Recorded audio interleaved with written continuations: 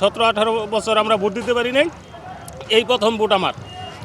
এই উৎসাহ উদ্দীপনা নিয়েই আজকে বাড়িতে যাওয়া। এ চিত্র রাজধানীর মহাখালী বাস টার্মিনালের। মঙ্গলবার দিবাগত রাতে ঘড়িতে সময় রাত 2টা, তখনও কমেনি বাসের অপেক্ষায় দাঁড়িয়ে থাকা সাধারণ মানুষের ভিড়।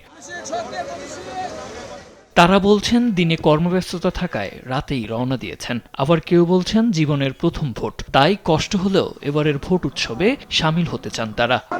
কর্ম করি তো, রিক্সা চালাই, ওই কারণে রাত্রে আমার ভোট এটাই প্রথম, তাই টাকা গেলেও যাক সমস্যা নাই, কিন্তু ভোট দিতে দিব এই জন্য আর কি যাচ্ছি। এখন 8টা বাজে ছুটে বের হয়ে মনে করেন চলে আসছি বাড়িতে যাওয়ার জন্য ভোট দিব। আমি বাড়ি যাই না 2 বছর ধরে, এই আজকে এই ভোট দেওয়া নেলে খালি আমার বাড়িতে যাইতে হইতেছে। স্ট্রবেরি সুপার ডটেড ও ক্লাসিক ভ্যারিয়েন্ট, সেন্সেশন, জাগুক শিহরণ।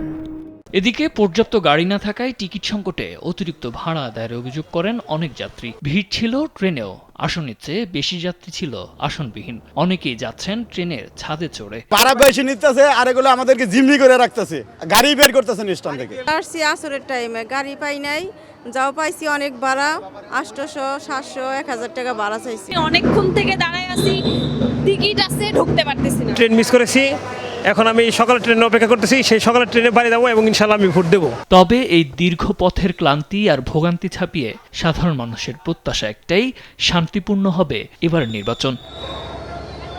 সাদ আহমেদ, দেশ টিভি, ঢাকা।